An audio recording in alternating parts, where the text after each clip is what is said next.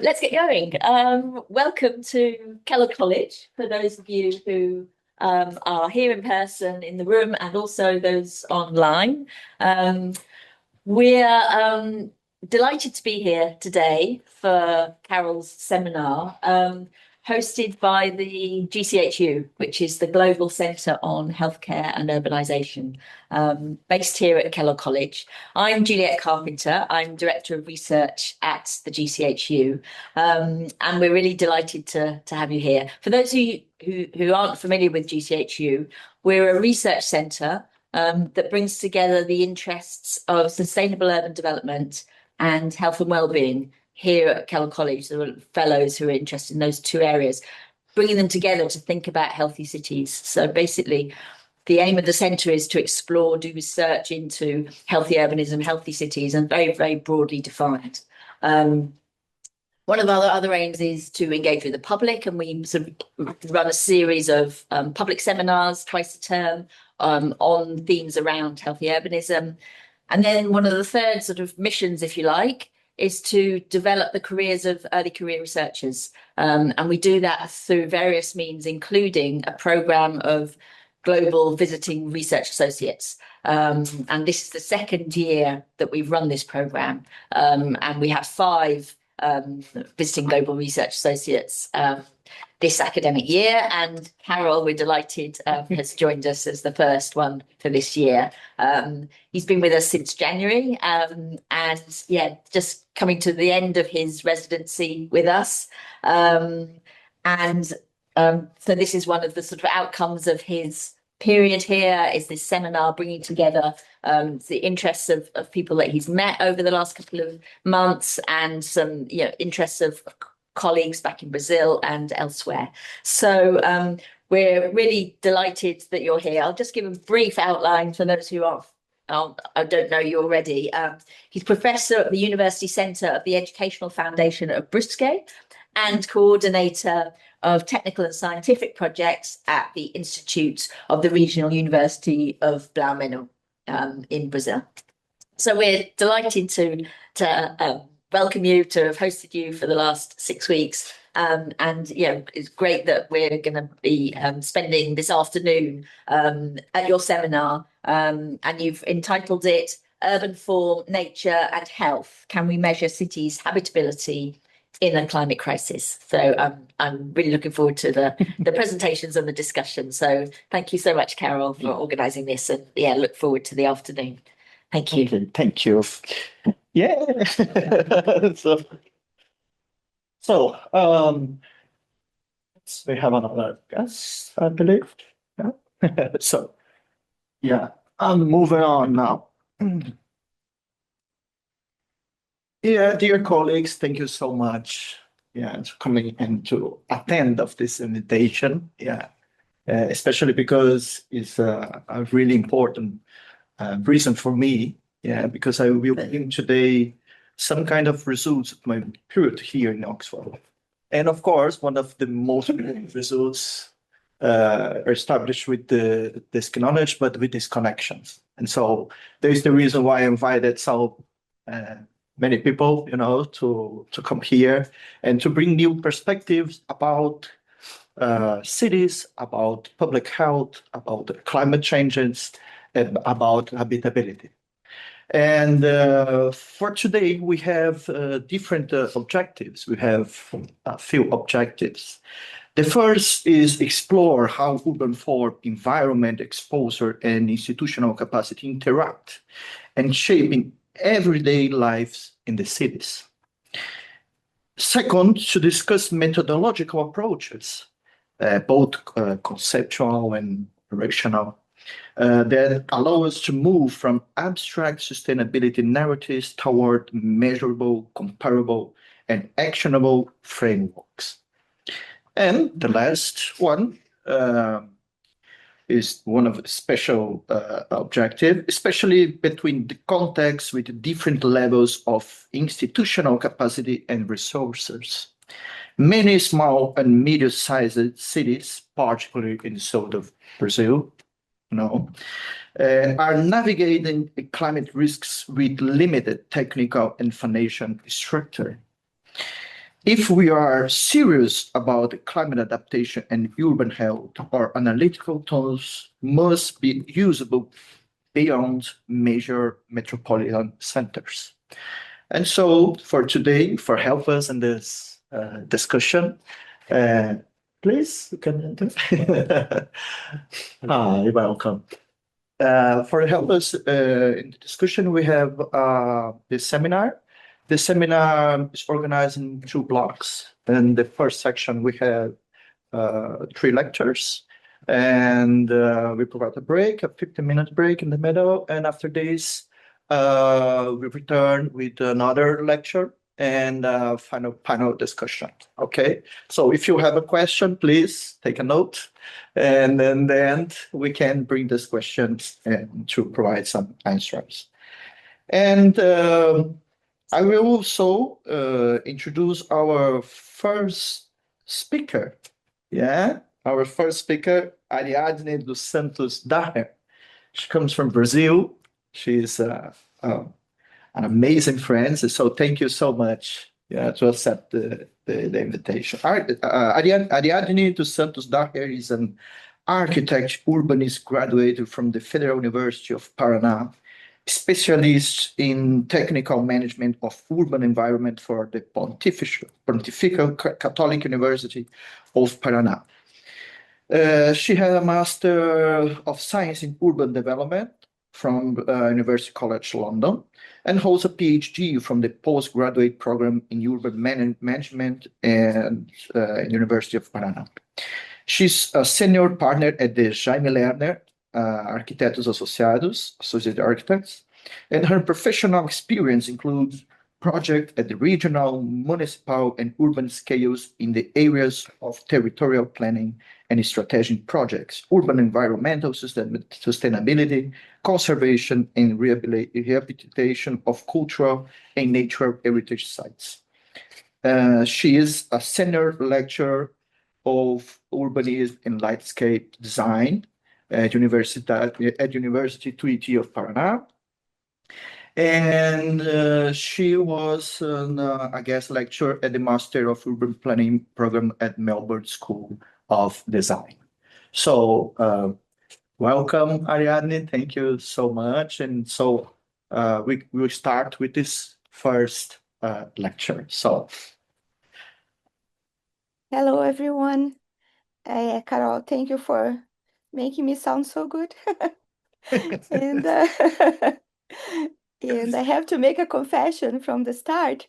In the year that I studied in London, I had the chance, of course, of visiting Oxford. And I always dreamed of doing something at Oxford University. So thank you so much for making this dream come true. It's an honor for me to be within such a stellar group this morning. I'm going to make an attempt of sharing. I think you have to enable me to. Okay. Load. Okay, so I will be here today representing Instituto Jaime Lerner. Jaime was mayor of Curitiba for 3 times. Curitiba is my hometown. He was also twice governor of Paraná State. And I joined his practice. After he left the state government, he reopened his architectural planning firm with a group of partners that have been working alongside him throughout their careers. And I joined them in 2006, was made partner in 2012. And I have been having fun there since then. I had the honor of working alongside Jaime for almost 18 years until he passed in late 2021.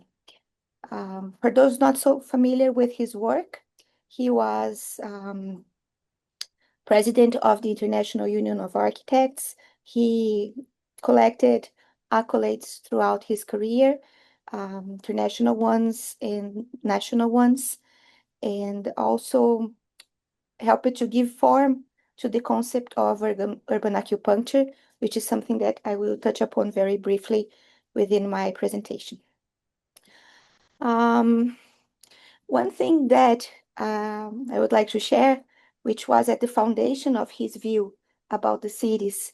And when I was speaking with Carol about this panel, and I was very intrigued by the title he chose for this seminar, how can we measure what has happened in Curitiba? Of course, we have IPUC, the Institute of Research and Planning of Curitiba. IPUC was founded in 1965. I know that this dates for, in comparison with Oxford, it's like yesterday. But within our institutional framework, I think Oxford was already 500 years old when Curitiba was born, in the sense of becoming a city. So anything will be new. But anyway, it's a bit of an unusual institutional framework to have in a Brazilian city, a planning institute that has been following the city's development for such a long time. However, I wanted to be praised by others other than ourselves.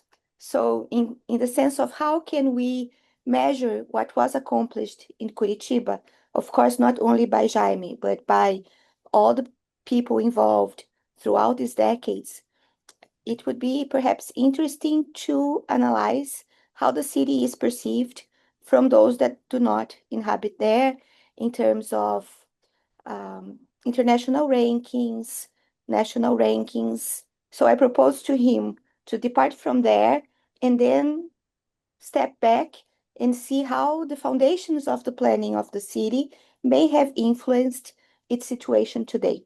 So we would have over 50 years of analytical framework to look upon.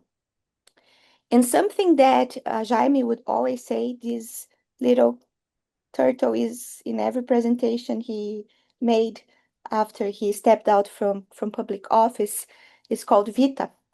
And Vita embodies his vision of the city that brings together life, work, mobility, leisure in an integrated fashion. And when we think about what happened after some tenets of modernist planning of cities took place, it was the opposite of this integration. It was to develop specialized sectors within the city. And he would always say that that's breaking up the shell of the turtle, separating these urban functions, and then there is no way that this turtle can be healthy with this shell scattered all over the place. And he also looked at the city as a fertile ground for solutions, not for turn the perspective from the cities collect problems to how cities can foster innovation and provide solutions. So it's within this framework that I'm going to share with you very briefly some highlights of the experience of Curitiba. Carol, you may share this however you feel it's necessary, and I'll be up for questions and we can discuss more. So I'm not going to read through all of this. This is going to be with you later, but this was just to emphasize how, of course, these rankings, they have their own methodologies, they have their own background interests, but they are from the past 2-3 years. They come from UNEP, so it's in the environmental lookout. Then we have social progress, we have reduction of inequality, we have social mobility, we have food security, we have innovation and local intelligence, attractivity for investors, tourism. So it's a bit surprising when you look at the size of Curitiba and how the city is positioned within the country, that so much of these highlights are collected in just one place. And then looking back at some of the tenets that were followed throughout the city's planning that may have influenced how it enjoys these higher livability standards in comparison to other Brazilian cities and cities in the developing world, it's how the city decided to invest on humans, the identity of the place, the sense of belonging, the human scale, anchored in its geography, in its cultural, in its heritage, in its references, and guided by some planning strategies, like this one, which is the creation of the first pedestrian mall in Brazil in the early 70s.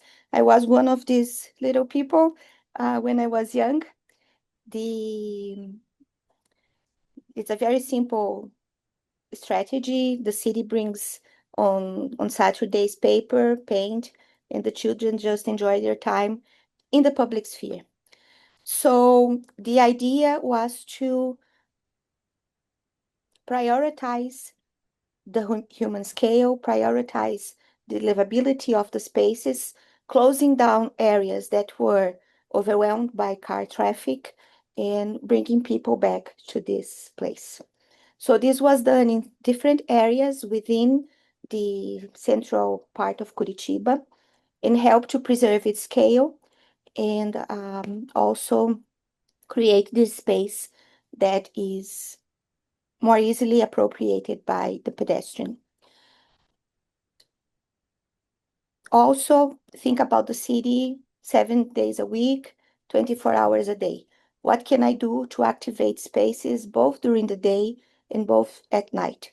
And using for that activities, activation of places, strategies that do not require physical intervention in the space, that they can be flexible, that they can be moved around. So that's also something that followed very early on. The city paid tribute to the several cultural groups that formed its identity. Curitiba is a city of immigrants, and these immigrants come from all over the place. So throughout time, it was a strategy to create public spaces to celebrate this diversity and integrate different ethnicities through the public space. So that's something that also was incentivized. And in parallel, a very robust strategy in terms of arts and culture. The Cultural Foundation of Curitiba has over 50 years, and in this time, it has fostered activities from comic books to classical music. So also creating room for people to lay roots in the cultural sector. Something that is very known for anyone that has ever looked into the case of Curitiba is how it structured its urban form. For those familiar with the city skyline, it's pretty much very easy to identify these long arms that stretch throughout the city that compose what we call the structural sector. And I brought this just as a reminder that the urban form shapes a lot of the possibilities of the city in terms of how sustainable it can be.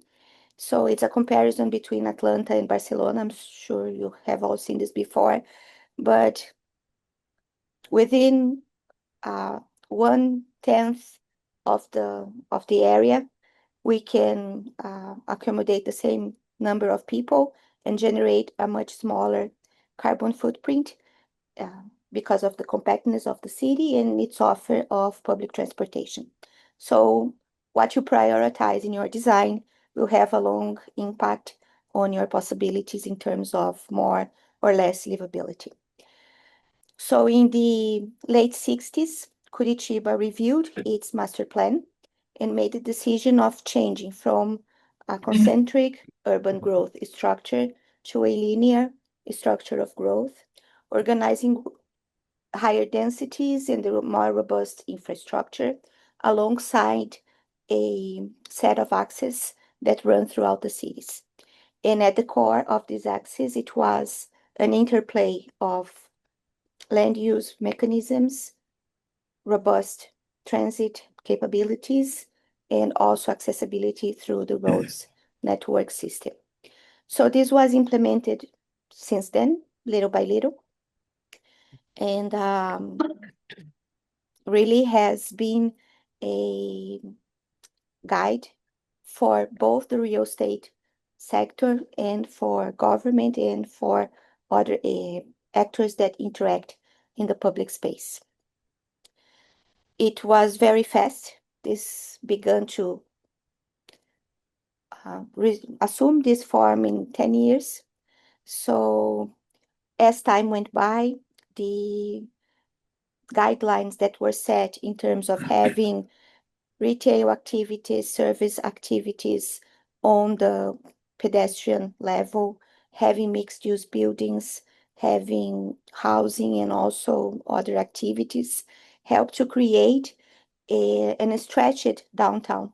So people that live within the radius of these arms, they do not need to move downtown to look for whatever they need in their daily lives. I did this very brief exercise. Of course, this is almost amateur, but thinking about the 15-minute city concept, where you have within a range of 800-meter radius the things that you would need for your daily life. I live somewhere around here, so I put the circle around the main transit hub that's close to my home, and another one which is in a town square about 1 kilometer up. And within these circles, you can find theaters, you can find supermarkets, hospitals, public parks, schools, everything that you need. So, of course, there are other things that the city offers, and I move around. But for my day-to-day life, other than work, I wouldn't have to move from these from within these circles because it doesn't offer what I need. A main driver of the urban form of Curitiba was its outlook for the mobility issues. The city made a clear choice at the time for prioritizing public transportation. So what became known as the BRT was born here, and it was improved over time. So something that was a bit unique of the experience of Curitiba is that the infrastructure for growth came first and guiding what came after. That's what planning should be, but more oftentimes than not, in Brazil, we struggle with keeping up with what happens on the ground, and planning comes later to try to mitigate the impacts. So it was a logic of incrementality, so little by little, perfecting the system as it's being operated, a bit like learning to fly a plane while we are on air. There was a communication strategy to follow this. People didn't leave their cars at home and moved into the bus by magic. There was some convincing to be done. So there was communication strategies put in place to try to capture the attention of the people to use this new system. And it started with just one line. It at the peak of its capabilities, it was transforming more than 24 million passengers per week. It's a high, another opportunity we can talk in more detail, but it's a system that has a hierarchy. So at these transit hubs, you have different services and they cover the territory of the city. The BRT incorporates what comes from the underground system, pre-board level, boarding and aligning, priority, dedicated spaces. So all of this helped the system to continue serve well the city for many decades. And efforts to keep it updated with new technologies also take place.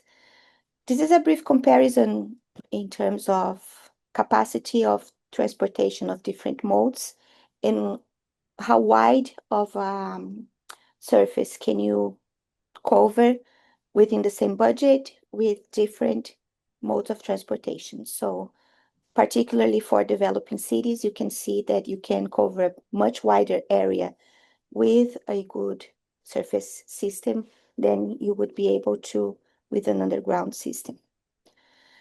And moving to the end, we also pioneered some ideas in terms of sustainability applied to the urban form, and used what was left of the city's green areas as part of a system of public parks. And in these public parks, you also use the infrastructure of nature to contain problems of flooding within the city. So we have our own sponge city, Avant la Lettre, way back from the early 70s. And within the basins of the city, particularly Barigui and Belém, a series of parks was created. And these parks help to maintain the regulation of floods within the city. When it rains hard, this is from the Tourism Bureau. It's there welcoming our visitors. It will flood, but it was built to be flooded. So the water rises, the water goes back to its level, and life goes on as normal. And this sustainability outlook was applied to other facilities and needs of the city in terms of waste collection and other needs that the city has. And to finish, the idea of urban acupuncture, something that you touch upon in the territory to help regenerate energies in the city and recreate new postcards and new sites for people to gather. We have a few examples of how this was done in Curitiba with the botanical gardens that became one of the city's most visited spots. We have a place that I suggest you visit when you come. It's a glass opera house. So, of course, operas are what we have the least here, but it's a beautiful venue for concerts and graduations, and it's within an abandoned quarry. So, how do we reintroduce into the city life abandoned sites that would be degrading the perception of the urban environment? So, a venue for concerts. This is an open university for the environment, offers courses that are open to the entire community. And we have our own piece of Oscar Niemeyer's architecture, which is part of the city skyline since 2002. This is a different perspective from that pedestrian mall that I opened my presentation with. This celebrating the public space as this arena for integrating the city. And if you want to get in touch with us, this is some information. And I thank you very much for your patience, and I'm sorry for the opening of the wrong file. That was very embarrassing. Thank you so much, Ariadne. And thank you for bringing this perspective, this government perspectives, and show to us. And when our government is committed with the good perspective, they can improve better solutions for the cities. Yeah, especially for healthy cities, especially for better proportion for the citizens. Yeah, thank you so much. It was And really now- my pleasure.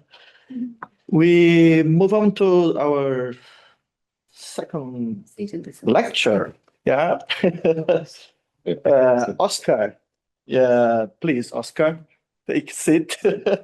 Oscar MacDonald is an architect and urban planner based in London, currently associate director and head of studio at Space Syntax, where he leads evidence-based in urban design and spatial strategy projects at the metropolitan, regional, and national scale.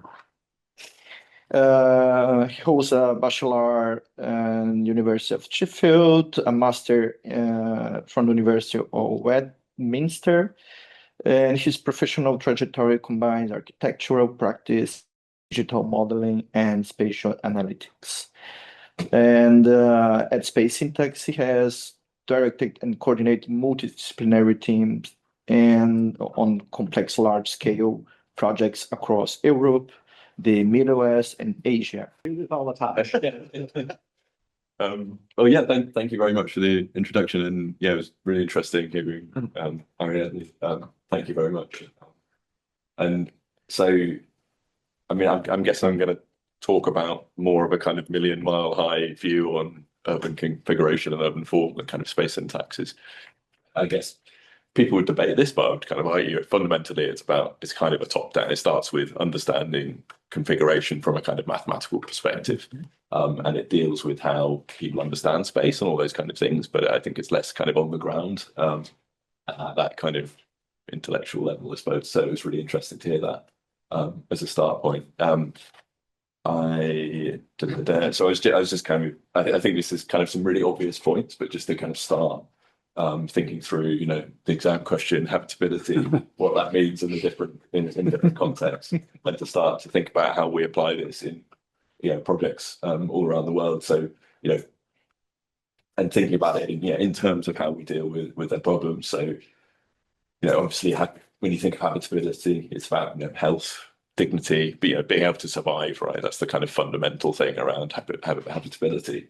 And I think it's easy for that to seem completely health oriented, but I think it's also got to be around how you make a living in those contexts. And I think the most interesting conversations I've had around it recently is, for example, places of extreme heat. And actually the most deaths that we've seen occurring in some of those places are around where people have to work and they're unable to make a living. They could be in the shade. There's the potential for health and habitability, but people are forced into a certain way of life that makes things dangerous. So I think that where those two things kind of interact, I think is where the problems lie quite often. And obviously these are incredible simplifications, but thinking through how the environmental considerations overlap with the economic considerations, the social considerations, and all those kind of things. And I guess as always, hearing the previous presentation, I immediately want to completely change my slide deck, but I'll try and weave this in. And this is so at the moment, this is four things I'm particularly working on at the moment, where I think habitability is something very different, but also really at the forefront of kind of what we're doing in a different way. So the Maldives, as I don't know if many people know, is I think people do, is the lowest country in the world. It averages about 1 meter above sea level, if that. It's kind of 0.8 meters above sea level. Highest natural point is 2.5 meters above sea level, dependent on coral to actually keep it above sea level as it erodes. So incredibly endangered and incredibly dispersed. So I think when we're thinking about habitability there, it's got a couple of elements. Is one, do you actually have what you fundamentally need to survive? The land under your feet, a surface, all those kinds of things. And two, do you have access to economic opportunities, healthcare, and all those kind of things? And because it's incredibly dispersed, that's also it's challenging in all these kind of different ways. And at the same time, you want to be able to deal with kind of indigenous ways of life, the way people make a living from fishing, all these kinds of things. So very challenging in those regards. And then we have, for example, we have a small role at the moment consulting, looking at Mecca, which had some really tragic heat deaths during pilgrimage last year. So around 1,000 people dying there, and all across work in the Middle East and Africa, obviously rising heat is a really significant issue. You've got urbanization in some of the most heat-threatened areas as well. So population's growing in the most heat-threatened areas and not being dealt with particularly well. I think that example from Ariadne, the Atlanta versus Barcelona example, I think a lot of these places that are rapidly urbanizing, they're urbanizing quite often on the edges, informally, in these very dispersed ways that actually don't deal with heat. You're not using urban form in the right ways to self-shade, all of these kinds of things. You're making people reliant on private vehicles, which can be dangerous in heat waves as well. And you're also removing certain ways of life and ways of making a living. We're also looking at Alexandria. So just think, some of these other issues we come up against.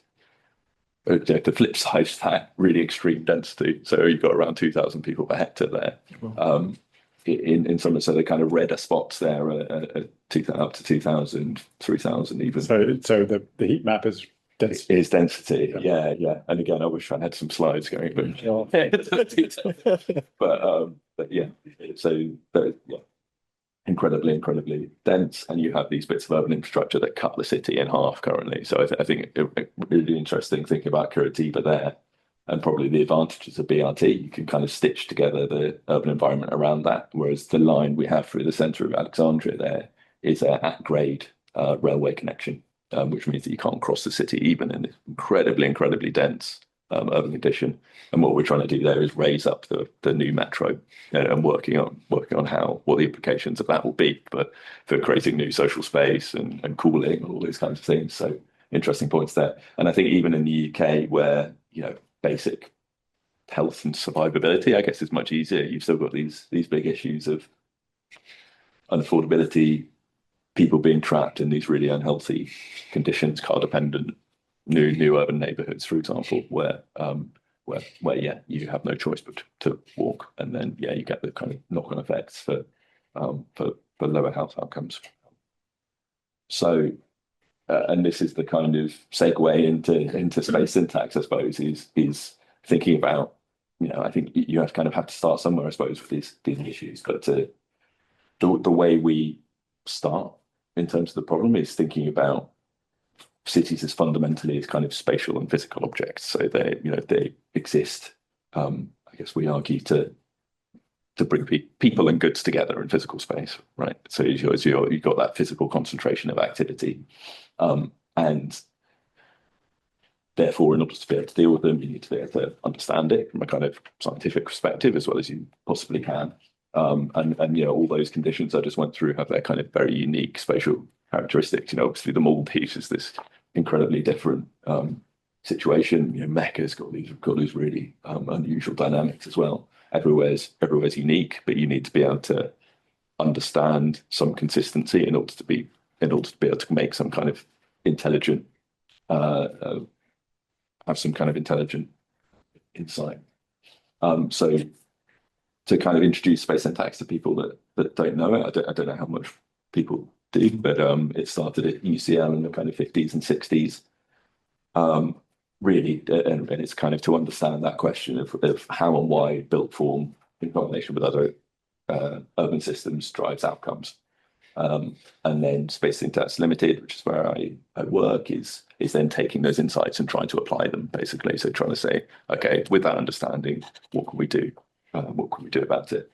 And really, this is a kind of why it came into existence is you were starting to get all these kind of modernist promises for what cities can do and what they can achieve. And I think this maybe is even more the case now. You get these beautiful AI renders now with lots of happy, smiling people. Everyone's really healthy. Everything's great. And then you see the kind of what actually happens isn't animating properly. But basically the promises aren't being realised. And why? What's that? And you got Bill Hillier and people like that at UCL back then trying to think through. We've got all these great intellectual arguments, qualitative arguments as to why these outcomes should be created, why we're going to create this really great place. Why isn't that happening? And then, can we address that? Can we start thinking about this scientifically? Sorry, Covered all. The image. Oh, Actually, I thought it was. Yeah. right. Anyway, What did you mention? I thought it was Cumbernauld, Newtown. Anyway, I need to. Sorry. I didn't know that. Yeah, Label it. kind of embarrassing. So this is starting to then think about how can we measure space scientifically? How can we break that down? And it is obviously a really complicated thing. There's all sorts of ways you could describe it, but it's starting to break this down, compare this with observations about how people actually understand space. And space syntax is most of it is built on what you call graph theory in mathematics. So it's breaking down the city into a series of spaces that relate to each other in a certain way. Then you, particularly this is getting interesting in the last kind of 10, 15 years. You can build bigger and bigger models.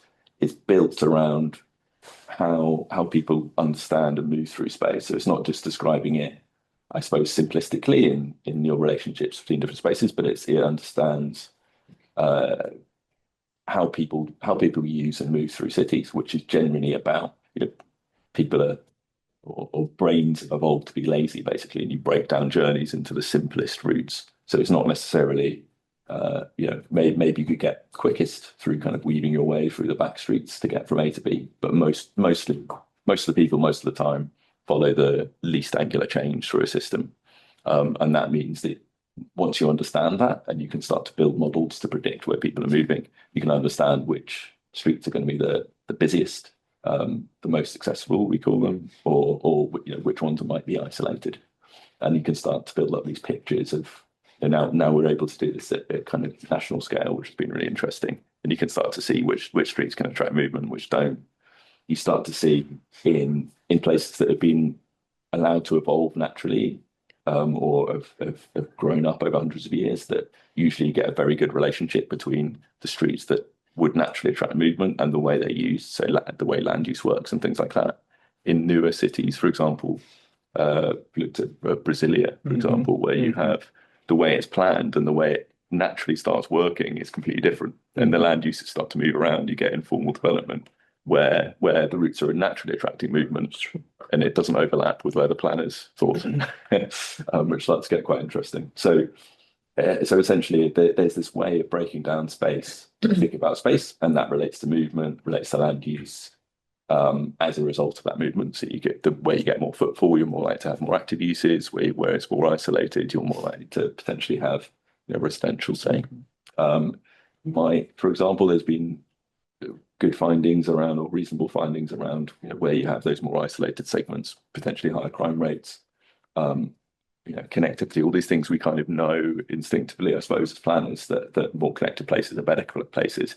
There's been some really exciting research recently linking it empirically to kind of value. So to say, okay, this is better connected. What's the value of this new bridge connection for the wider city and land values? And that's I think really exciting, mostly because we can then make the case to decision makers and to developers to say, we're not just saying make a nice place because it'll be nice, and it'll be healthier, and won't that be great? It's actually better for you economically, and therefore you stand a much better chance of getting stuff done. So this is kind of more of those findings around how in most cities around the world, more people are found on those better connected streets. So London, for example, just that kind of mathematical description of street networks can predict kind of 60 to 80% of movement, and then you get this knock-on effect. For example, Oxford Street, this historic route connecting London to Oxford appropriately, is fundamentally the strongest street in London when it comes to accessibility. So if you take out anything about Oxford Street historically, anything about land use, just look at the street network, it's the strongest street. And then obviously you get these kind of flywheel, these kind of cyclic phenomena occurring where you get shops responding to that, then you get the name, then you get the people going there as a destination, and everything reinforces itself. And then more recently, we've started adding in, obviously, just the space of a city doesn't tell you everything you need to know. When we're talking about measuring habitability, all these kind of things, there's all these other layers that you need to bring in. Those starting to try and break down cities into systems, adding in what you know about land use, what you know about density, where your public transport is, to try and build up that picture of a city. So this is walkability analysis, as we call it, which is really land use accessibility. So can you access different land uses through the street network? And we found, which I think a bit later in the presentation, that predicts actual walking really well, which is important. Again, if we're thinking about cities as kind of economic engines, the more you can get people walking, more you can get people out of their cars, then that is better for the city, and it's also better for health. It's more resilient as well, better for different economic, socioeconomic groups as well. And then this is looking at how those things can combine, and how our street connectivity combined with our kind of land use and our transport infrastructure, and then we can start to look at the impact on land value, as I've said. Carbon, again, the more you get people walking, taking active mobility, better from an environmental perspective, and the impacts on obesity and loneliness. So that there's been some really good studies on this, but probably not as much as there should be around really complex issues about how you can link better walkability value to lower obesity, for example. And there has been some findings on that, which is really interesting, and I think logical, but probably needs more work. And obviously loneliness, the more a city can naturally bring people together in the right way and create local centres and things, that there's some real positives there. Then this is just taking through more examples of when you combine all those kinds of things, where can you find these kind of double red flags, as we call them, where you're likely to be highly car dependent, or you're highly car dependent potentially because you don't have access to public transport, you can't walk to other uses. So this measure is how many jobs can I access by car in an hour or 45 minutes or whatever, versus how many jobs can I access via walking and public transport, and then comparing those two things. And you can start to see that in the kind of dark blue, where you're highly car dependent, where that also overlaps with social isolation, is then that double red flag where you're thinking, okay, you're both incredibly dependent and you're isolated. What else can we do? Can we address the physical constraints, or can we do something through policy or something else that addresses those issues? And then this is looking at in Milton Keynes, looking at urban extensions and how you can change things physically. Can you make more jobs more accessible through walking public transport? Do the way people are designing cities improve that? And apologies, this is really terrible small graph, but through the work with Milton Keynes, they obviously wanted these figures to be moving in the right direction. Unfortunately, we had to tell them it wasn't. It was moving in the wrong direction because they were building in the peripheries, but there wasn't access to public transport. So you're actually creating more car dependence. And then this was looking at this was a study in Exeter looking at walkability versus obesity. And this was work we did as part of Innovate UK funding, which was starting to find good correlations. Again, I think it's kind of on the I think it's something that could be progressed a lot more, is finding those relationships between walkability and health outcomes. And then we've done studies around the UK. I think when we're thinking about planning places, to think really intelligently about how we allocate these different, what's our budget of, for example, retail, and how can we allocate that? So this is just a really simplistic example, is Bradley Stoke. We've got about the same area of retail here as we do in the image on the left. And this is the walkability, incredibly low walkability, because it's all within a retail park. Essentially, you have to drive there. It's segregated by roads. And then, within Panbury, which has positives and negatives, people have strong opinions about it and all these kind of things. But for a new urban extension, it's got pretty high levels of walkability. The land values are again really high now relative to what you'd expect there. So in lots of ways, it's a really positive example, and probably sadly is being kind of wrapped up in lots of talk about aesthetics, whereas I think there's other lessons to learn there. And really the takeaway, I suppose, for all this is, if we can understand urban form and space better, there's two main things we can do, really. Is we can design places better, or maybe a better way of phrasing that is we can change things physically, potentially. And that's a really hard thing to do. And we know from, the fire of London, 1066 or whatever, not 1066, 1666. Different event. But there are all these designs to change London radically, and because you have the land use, the land ownership parcels in a certain way, it becomes really, really hard. So changing the city physically is very, very hard and can't be relied upon. And sometimes you have these opportunities, once in a generation, to change something significant. And that's kind of a lot of what I do, I suppose, day to day. But then, I think there's this really important thing as well, as if you can't change something physically, then how do you respond to it? Because there are other kind of non-physical interventions you can make. If you have an isolated community, you can't necessarily connect them. Maybe it's too low density to get public transport working. Therefore, what else can we think about? Do you have kind of off-site roving GP? The Maldives, they've got these GPs on floating GPs that will go around and visit different things, or kind of drone technologies, digital technologies, all these kinds of things. So you start to be able to, I think, break those things down a bit. When we're thinking about designing places better, I think there's this growing kind of evidence-based process, and there's lots of different ways you could describe this. I think that we've got this predict and provide versus decide and provide, that kind of this discourse, I suppose, where we should be moving towards starting with what you want to get to. And so we always try to start projects with trying to set out the vision really, really clearly. So to say, where do you want to get to? Strip it right back to the fundamentals, so you don't get people saying we want more parking. That you've got people saying we want accessibility and convenience and health and these kinds of things, and then analyze the city based on that. So how are you achieving? Where are you now versus where you want to achieve? And then you can start to design strategies that bridge the gap between those things. And ideally, you can test them. So trying to make as much as possible what you're trying to do kind of measurable and modelable, and obviously keep in mind that you can't model everything. So there's lots of important things that you won't be able to add into that model, and that doesn't mean it's not important.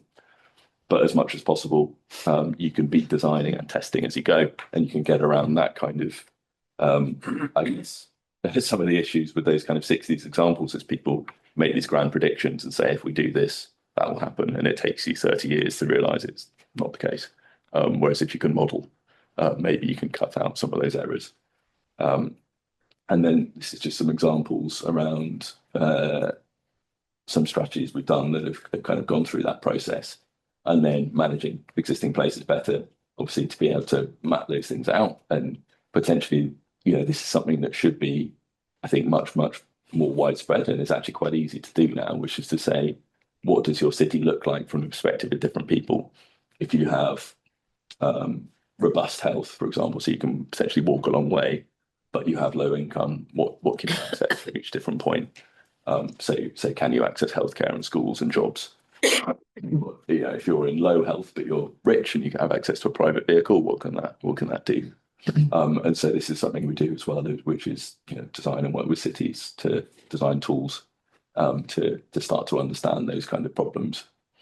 And yeah, that's a kind of whiz through a load of, I suppose, different things we're doing in this kind of the space of understanding how cities work physically and how urban form impacts the way you can live in a city and use it. And I think I don't know how much time I've got left. No. Probably Yeah. running out. Yeah. Oh, there's time there. Okay, that's fine. There we go. But you can continue next. Thank you so much. For give us the new perspectives and idea about the connectivity, the integration, and how it's important for our livability space in the city. And so, last speaker for the first block. Just let me pick up here. Professor Carl Samuel, I discovered a Samuel now.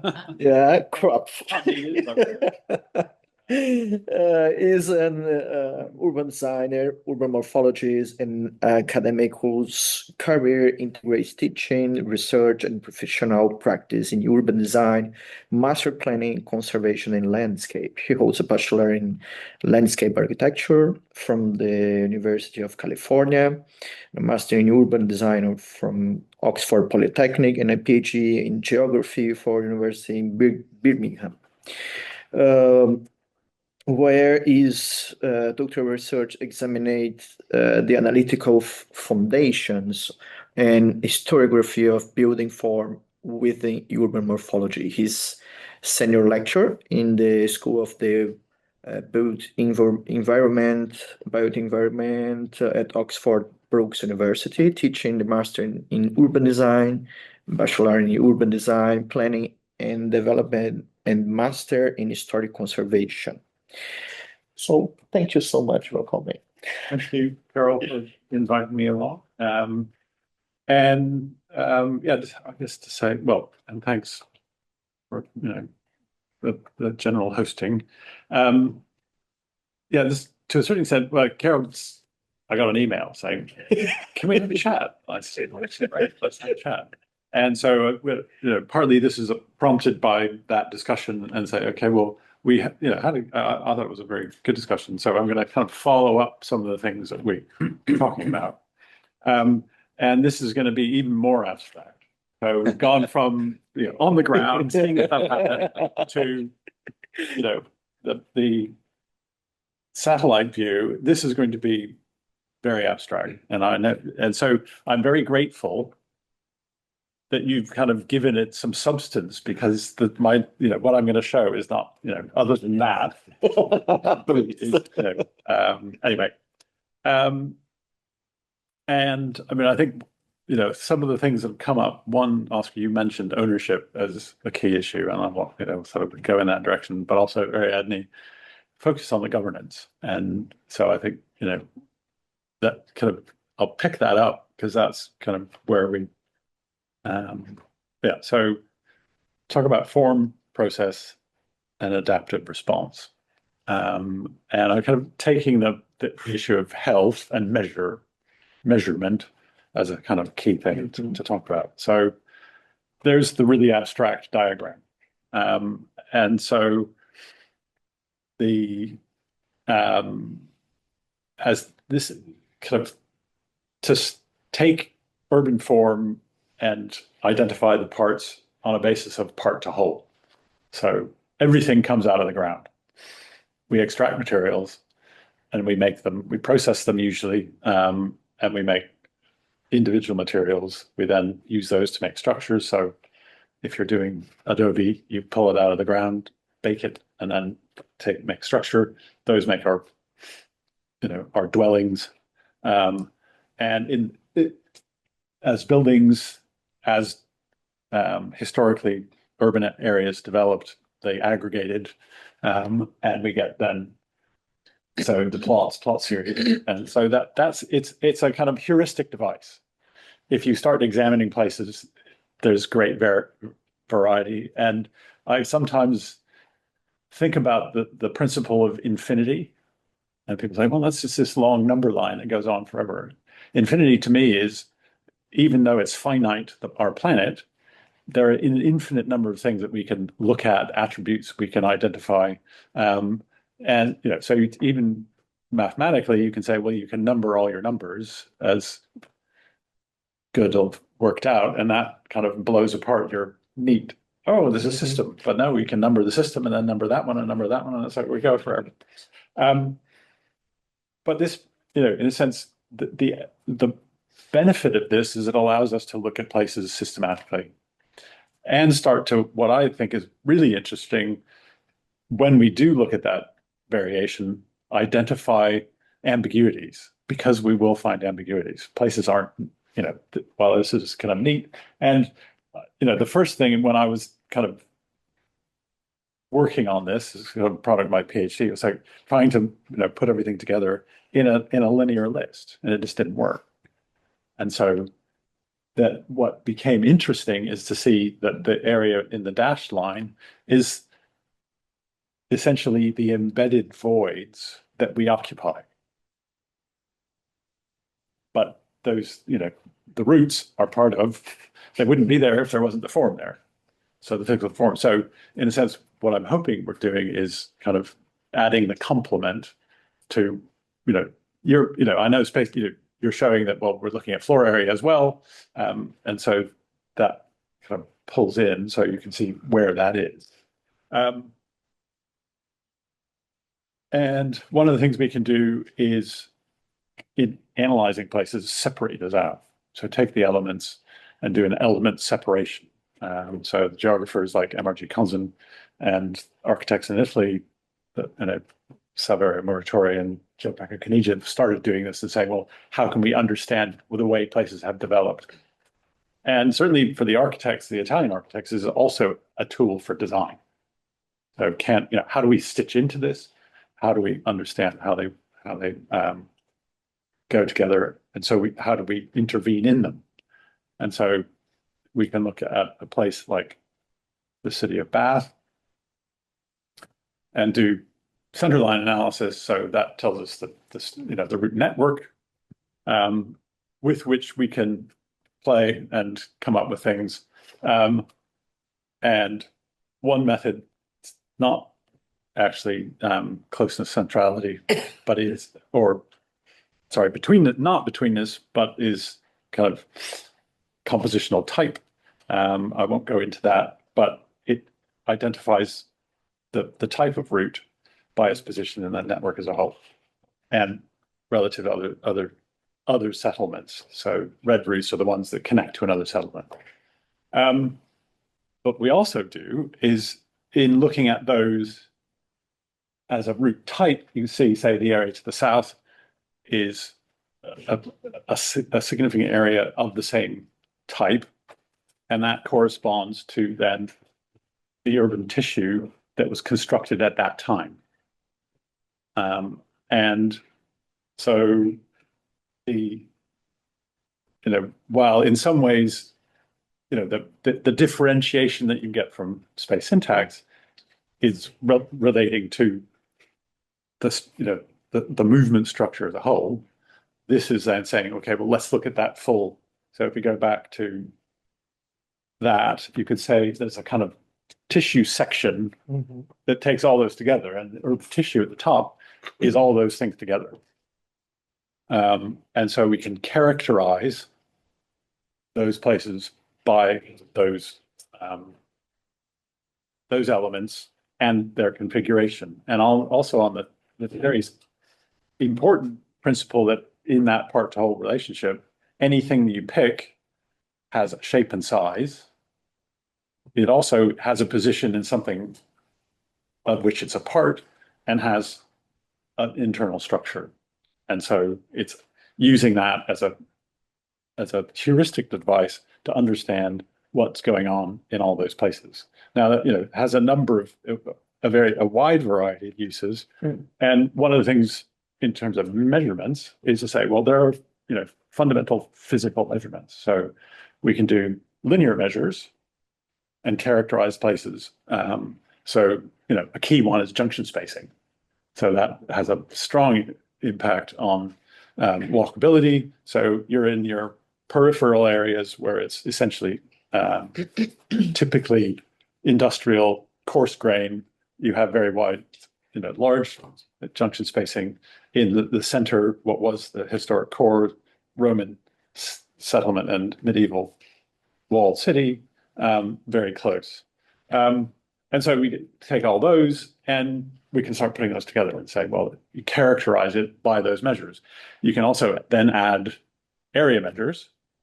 And the work of Meta, Berghauser-Pont, and Per Haupt in the space matrix tool uses floor area index, open space index, heights, total area, and street area. And you can characterize different areas, but it's, the real beauty of that is it gives nuance to the idea of density. So you're not having to say, oh, well, it's so many hectares or so many dwellings per hectare. What does that give you? So many people per hectare.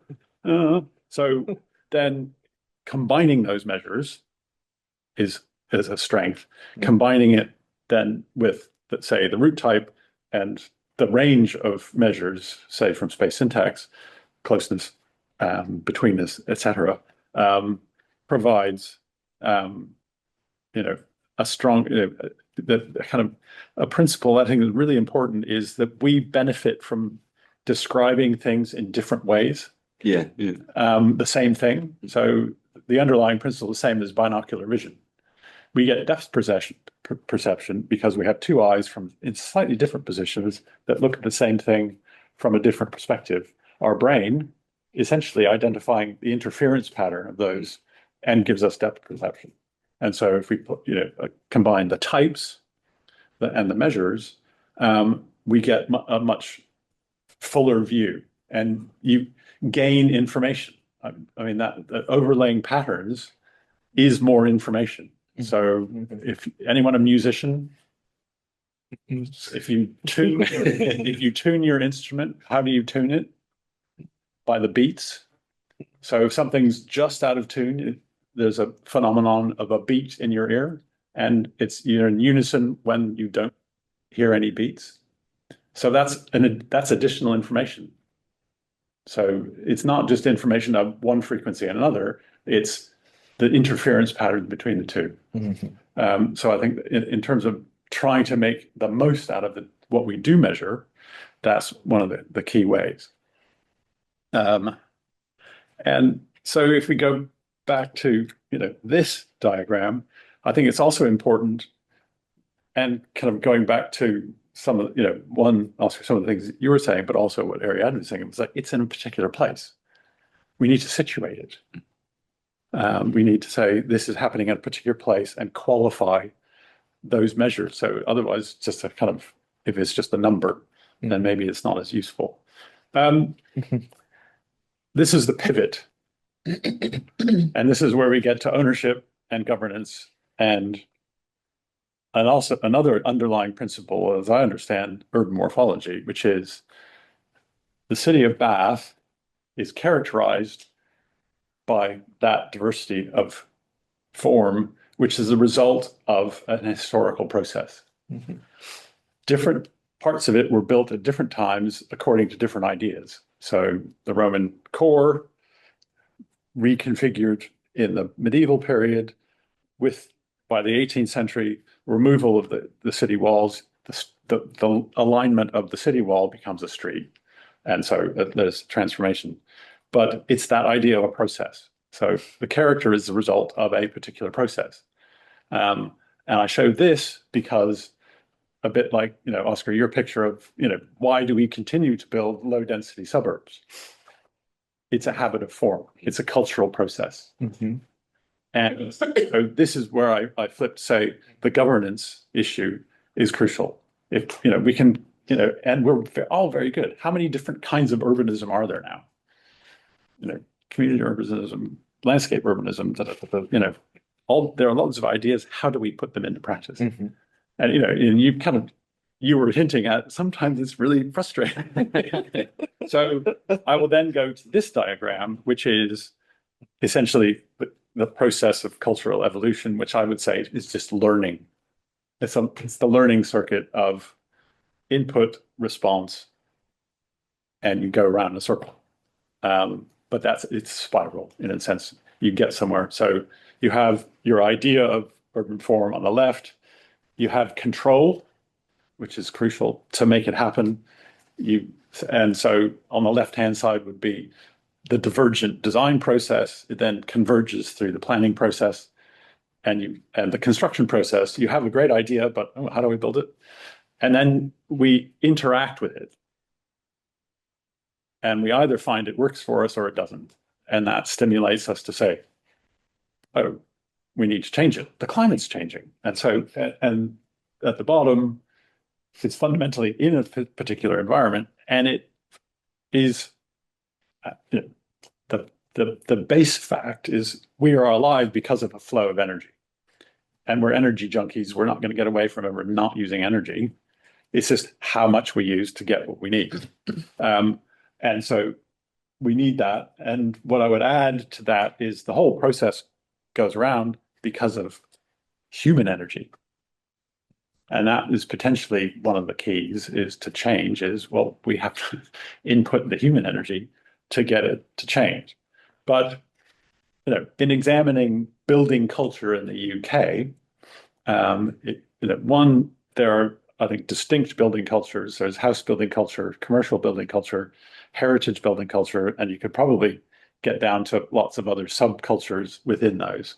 And certainly when it comes to why are all, the house builders more or less building the same type of house, is then looking at, who's in charge. essentially. Who's, what are the regimes of control? So, you can say, well, we've got professional regulatory regime. So you join a profession, you agree to work in a particular way. And so, that can't work. There's property. Who owns property? Is it possible to intervene in that? There's, how do you get the finance to do it? Then there's the planning and regulatory regime. And really importantly, there's also the national imaginary as part of building a country. Just what do people want? What's the aspiration? Why do people keep moving into a place where they have to get in their car and go to an out-of-town shopping center? Well, it's because they've made that choice. We can argue about circularity of that's all they're offered, but they could move to the center of Sheffield or Leeds rather than the suburbs.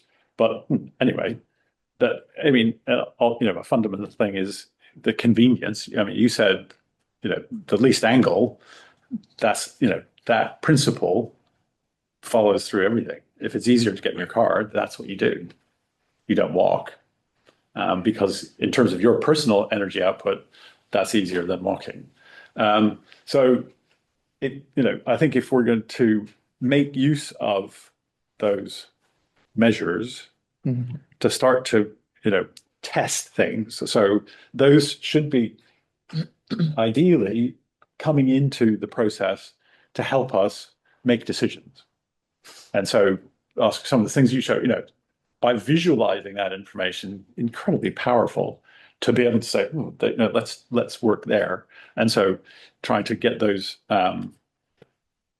to work together. So yeah, the aim, I think, is, and Carol, what we talked about, you had focused on the kind of movement, and I said, well, what about the physical form? And I guess, I've been looking at it long enough, but also just had a review. There are, many studies now coming out about urban morphology in terms of the full range of the tissue and overheating and flooding. And so what is this, so we can start to say, okay, are some tissues, some types of tissue more prone to damage or ill health than others?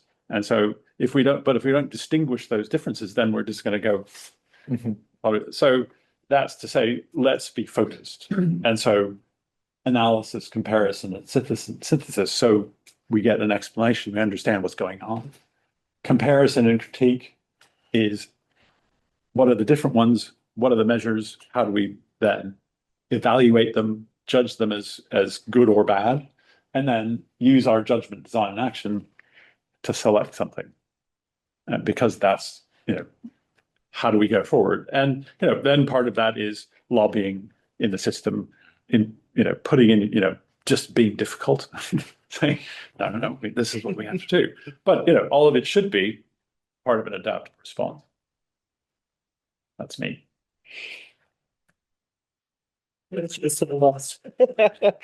Thank you for bringing this as you use the award it's like I'm brain. Thank you so much, Professor Carl. And now we have a break.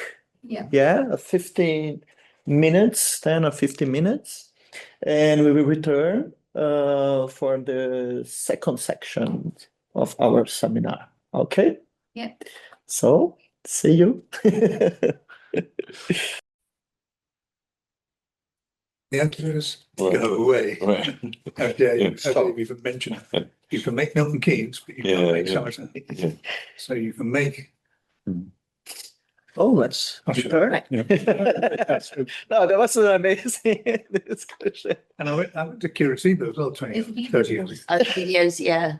Carol, the video is posted. Do you want to unpause the video? Or No, no, just left, yeah, where it says video, yeah.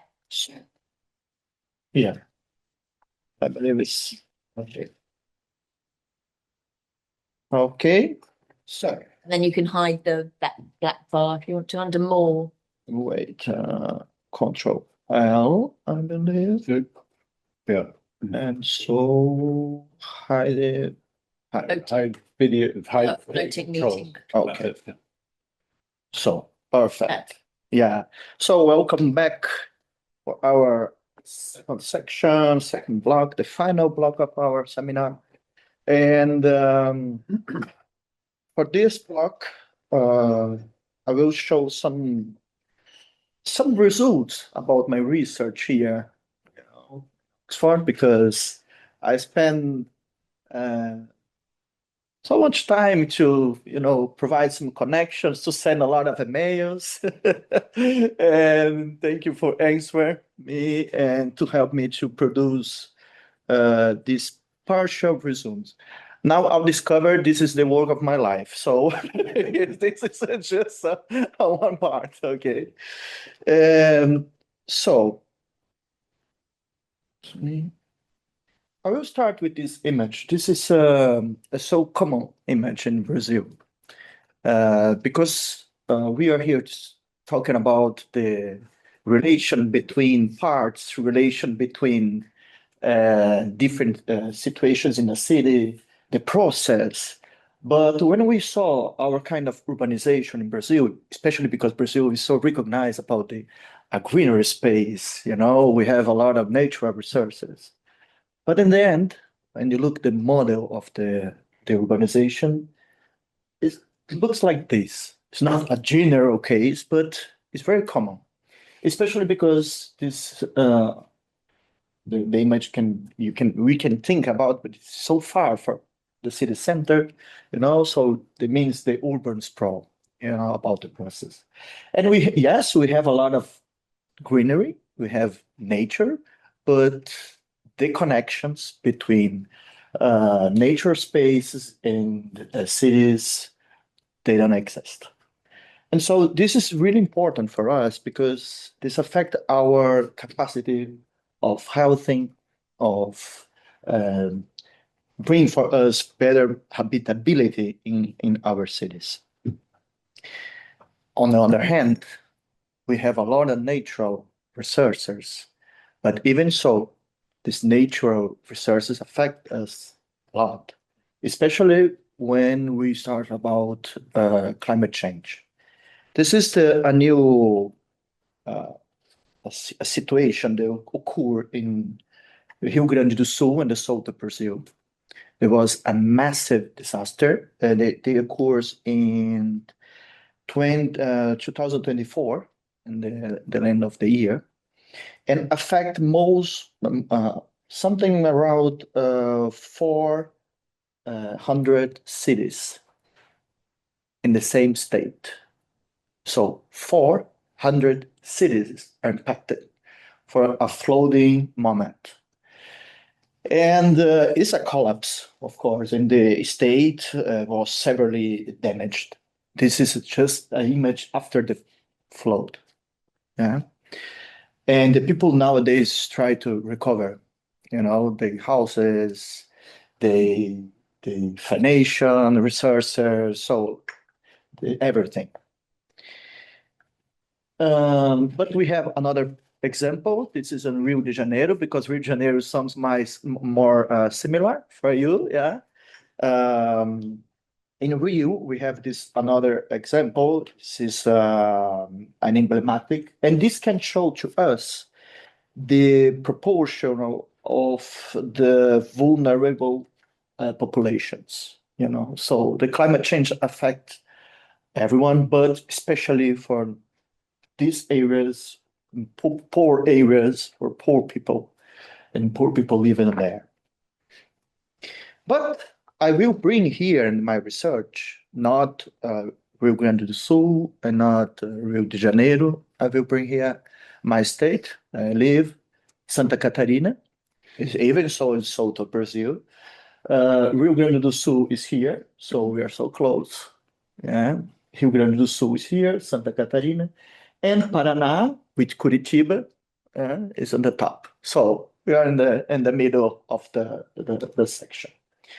One important thing about Santa Catarina is more than 70% of these municipalities. We don't have big cities, as I mentioned it in a lot of moments. We just have a collective of small and medium cities, you know, when in terms of population. So we have more than 200 cities, almost 300 cities, but it looks like this: 40,000 inhabitants is a median, you know, that we have in our cities. But this map is the reason why I'm here. You know, because this map shows to us the risks about flood, about drought, about a lot of possibilities when we talk about climate change. And when you see this map, you can looking for these colors. So very high and high are like, you know, in the all state. So this is the scenario. We have small cities, but we have a massive risk, especially when we talk about the climate change. And small cities, they in general, they don't have institutional capacity or financial resources. And so it's like a chaos, you know, this is the scenario. And then that is the reason why, as I said, why I'm decided to come here to apply for this moment, because I will help my state. I'm an architect in urban planning, and I work with these small municipalities. And I feel, you know, this all the suffering moments, especially about the institutional capacity and the poor capacity of climate adaptation. This is near to my city, in Blumenau. Blumenau appears in Discovery Channel in 2008 because it was on the most terrifying disaster. We call it natural disaster, but it's not so nature. Yeah? A natural disaster. And at that time, our state starts with some solutions, provide some solutions about defenses, monitoring, something like this to help in the case of the risks. But the urban process is still the same. We have a lot of sensors now. We can look the weather. We can, you know, we have some kind of data, but our urban process is the same. And for the future, because I'm showing to you some images from the past, this is for the future. It's one of the most famous cities in Santa Catarina, called Balneário Camboriú. It's famous because the people call the Brazilian Dubai. Yeah, that's true. It's one of the most expensive places in Brazil. And this is a simulation about the level of the ocean. So here we have the year. So we have more like 70 years to see something like this in one of the most rich places in our state. So past and future are on the table, you know, and this is, and when I saw this picture, I didn't produce this, but this is a result of some researchers in Brazil. And we have another kind of this picture for another coastal cities. And this confirmed my reasons why it is important to understand cities with the climate approach to bring better conditions to help in urban form have a huge possibility, capacity to bring better conditions.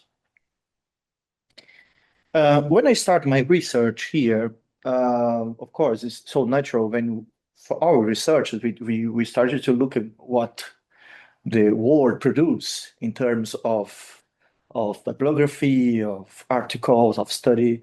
And so I look for this all studies. There are global indicators So, ecological urbanism, biourbanism, impact on urban health, a lot of things. And the last one is a report of Brazil called our COP, 30 COP. Yeah. So I created these essays, these documents.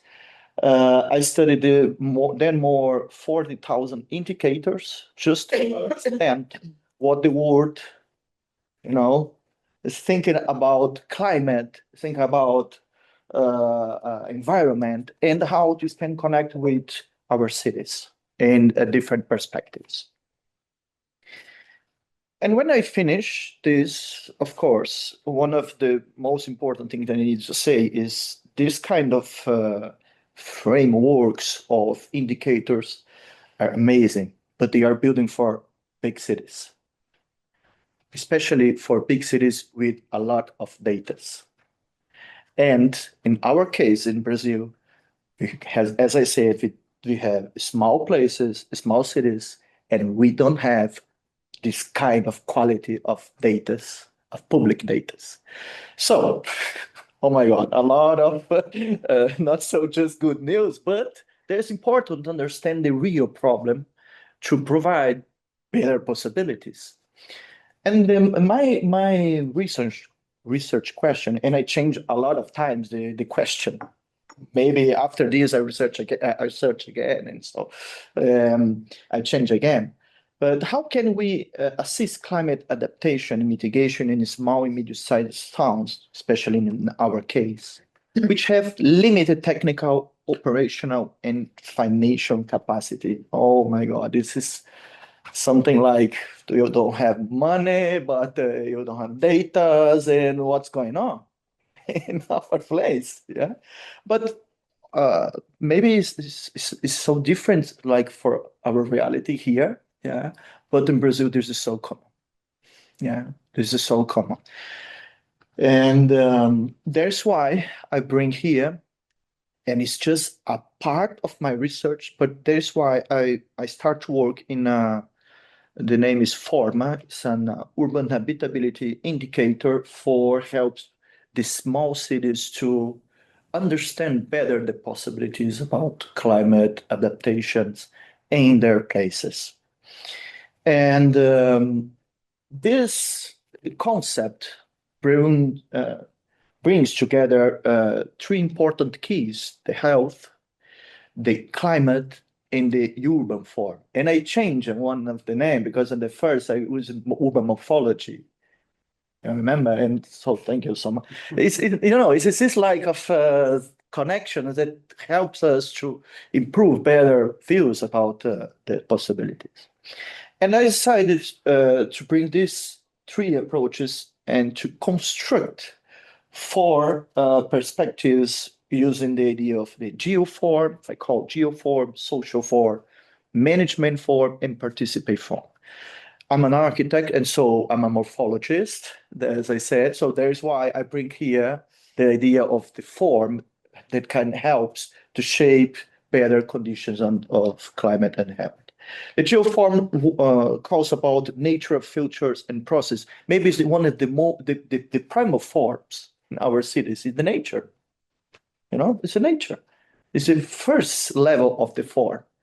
The second is the social form. When we create a society and we transfer the society to cities, and so we created these spaces. But the others bring the Ariadne perspective, especially Carl, you mentioned something about this, the management, the capacity to transform the cities.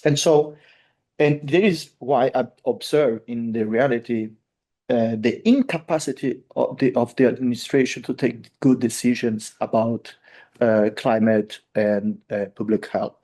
And there is the reason why I bring here the management form to evaluate policy, planning, and governance. And the last one, and I need to thank you, Juliet, a lot, because you and your team inspire me in this perspective, in this section, because we need the participation and the process. you know. So I bring here this 4 different approaches just to understand better possibilities for our place in a multi-scale approach.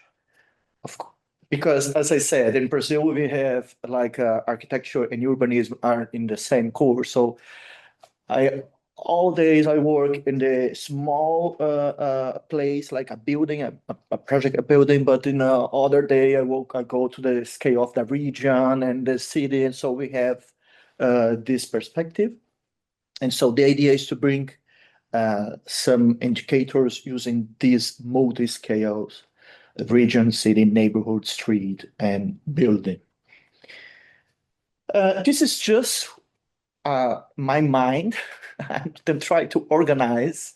It's something for me to help to understand the process using my practice perspective. It's like in all days, how can we start? You know, to bring new possibilities for the city. One of the most important thing in this project is that we want to use open data. So what we have, what we have a lot of data, but they have disconnected, and we don't have the cities don't have the technical approach to read the data, to interpret it, the data. And so this is just an idea, a methodological approach. Trying to organize my brain on this slide. Yeah, so I started with open input data to bring or to our farms a classification to involve climate health in urban farm and to result in the first thing. And there is a really important thing, indicators to understand what is our real scenario. Okay, some people can say we are bad, or other can say we are good. We have a lot of narratives, but in some perspectives, in some indicators, what is the reality? And so I decided to bring these indicators just to help the cities, the small cities, to understand the real scenario, to show this to community, because community needs to understand what's happened.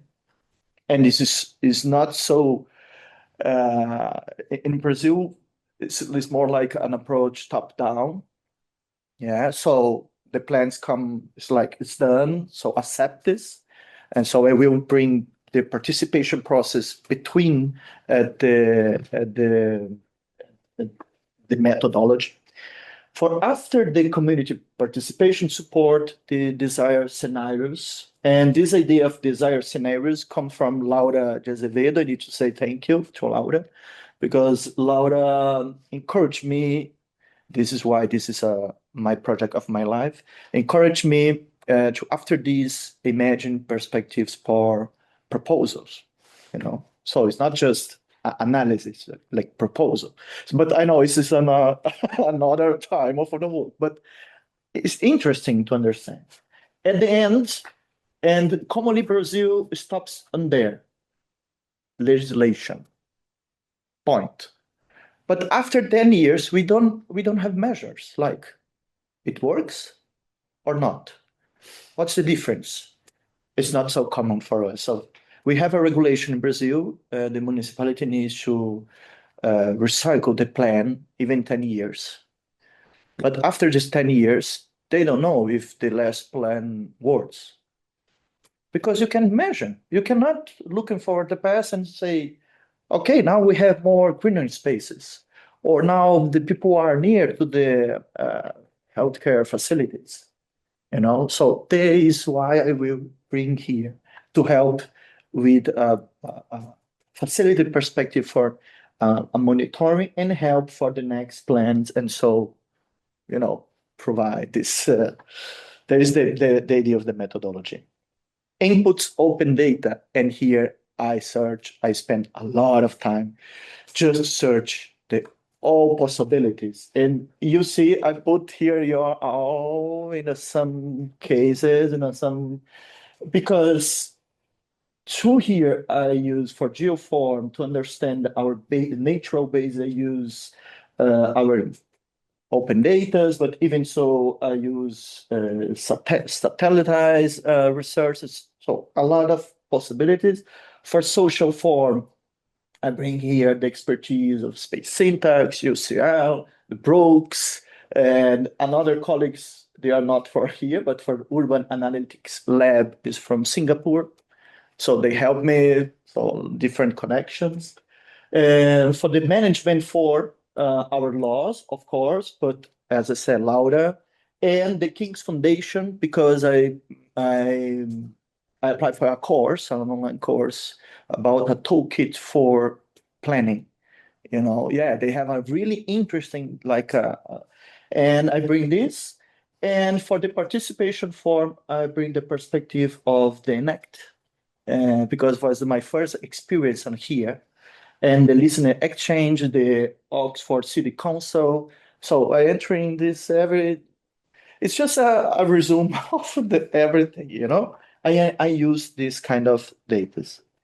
And I try to simplify the representation, of course, because we need to simplify some information for the people, because they need to understand this.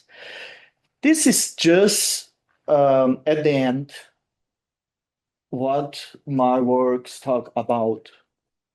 I categorized more than 100 indicators, and with different perspectives, for example, environment context, accessibility and centrality, urban metabolism, institutional transparency, social equity and governance, also a lot of different possibilities, but I don't have time to show everything here, of course.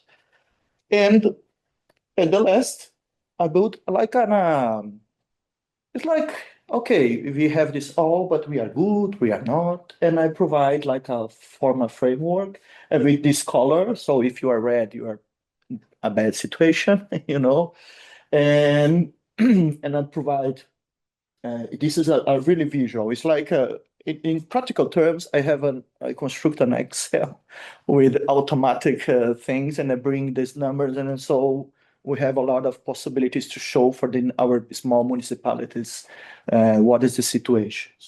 And I provide also interaction with the Sustainable Development Goals, because this is important for us. Our federal law insists on this, especially if you want public resources. So if they want public resources to, provide better projects, they need to combine with these goals. And at the end, I try to identify some kind of urban fabric, a typology about resilient compact or thermally vulnerable or hydrocritical or social fragile. It's like a combination with this different. Okay, and I apply this. I apply this here. In the last 2 weeks, I apply this not here. I'm sorry, here in my city, Brusque. I apply here, but it was in Brusque because I know my city and I work a lot in some plans. I coordinate the direct plan, the mobility plan, the houses, a lot of things. So it was easy for me to bring some data. This is my city, Brusque. And you can see green. Yeah, it's a Brazilian city. So a lot of greener spaces and mountains, because we have this relation with the natural form. So now I can use the idea, the geoform. And so we have a river in the middle of our city because we have a German colonization and they start with the river. And so the river is a very important place for us. But the river nowadays, not just nowadays, we change our relation with with the natural process, like the river. Here, we'll show to you, here's the plan. The original river is like this. You have at that time the river has like 85 curves, and now we have 25. Because at that time the idea was a solution for the flood. So because you need, you know, expose the water as fast you can. But this is an old picture, but nowadays we're still doing the same. It's still doing the same.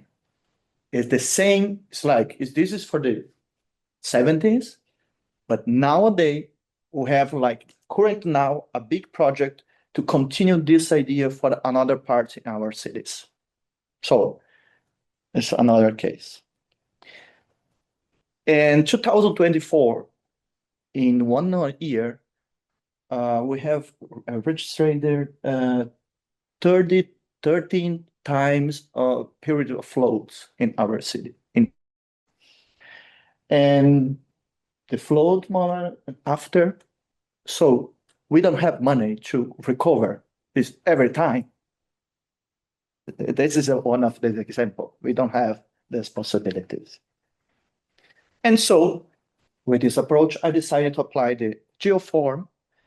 And here I will just show to you some kind of results, what I found, it's a collective of images, show the applicability.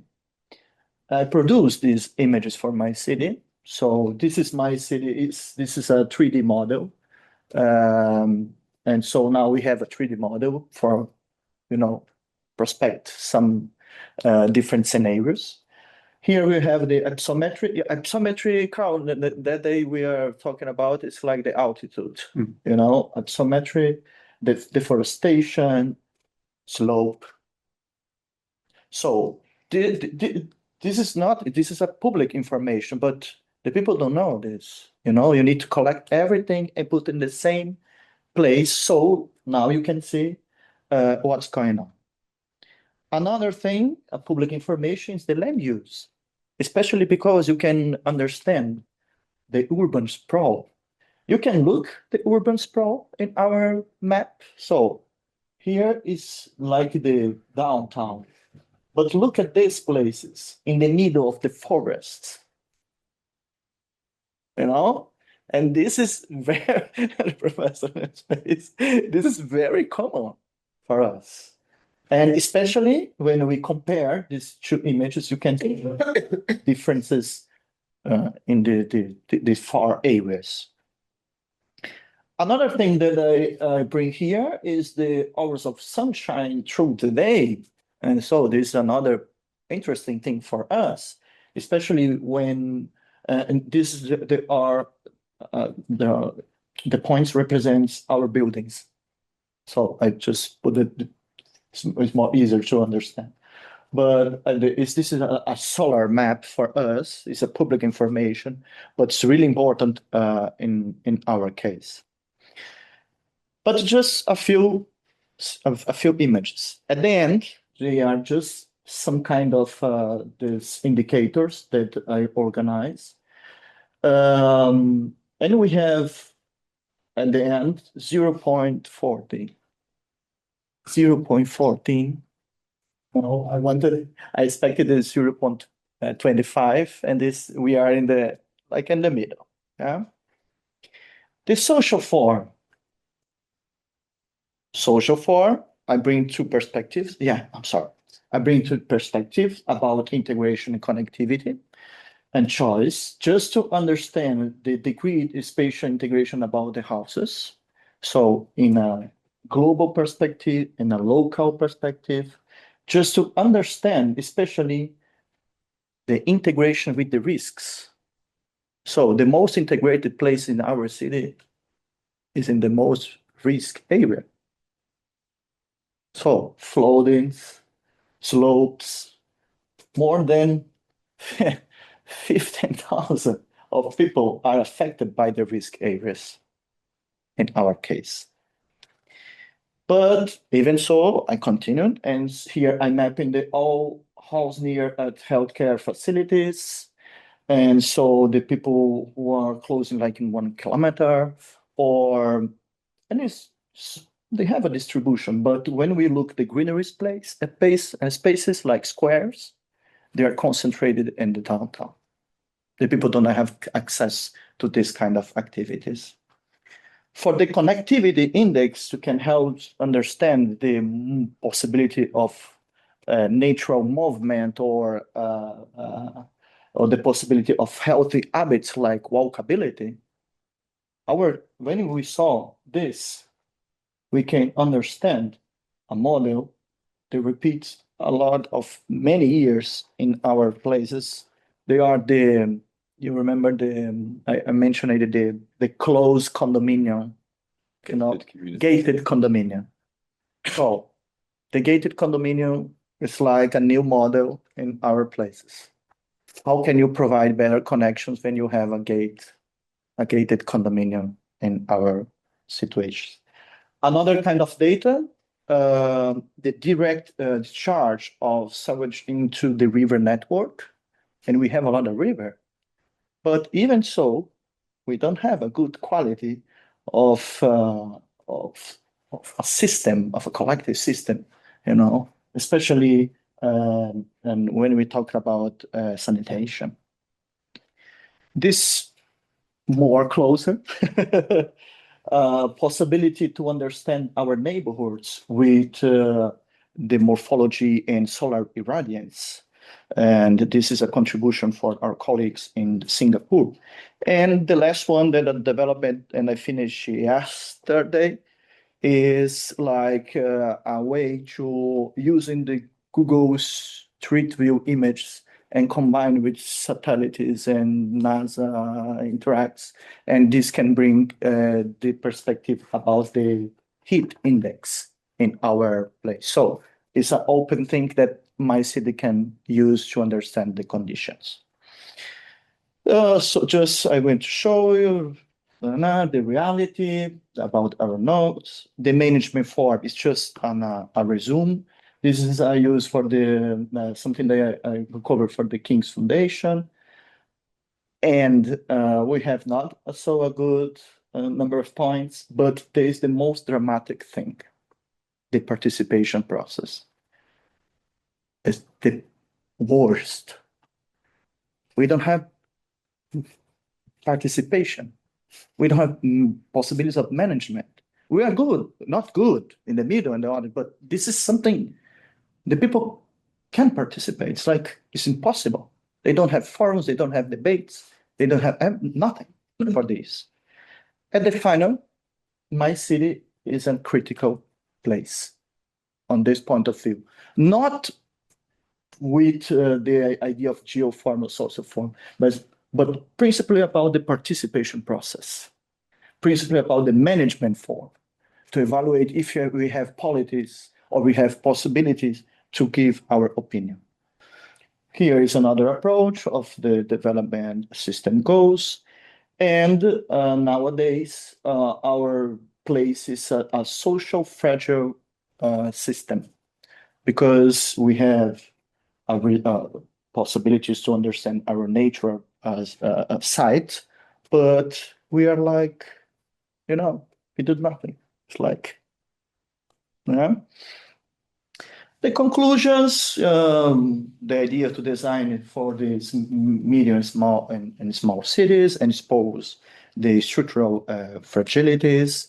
I bring here the idea of climate vulnerability and correlation between urban form and institutional and participatory process. To the idea to integrate climate health and urban form in different approach. The next step is my life. Okay, that is the next step is my life. It's just the beginning. And so thank you so much to stay here with us today.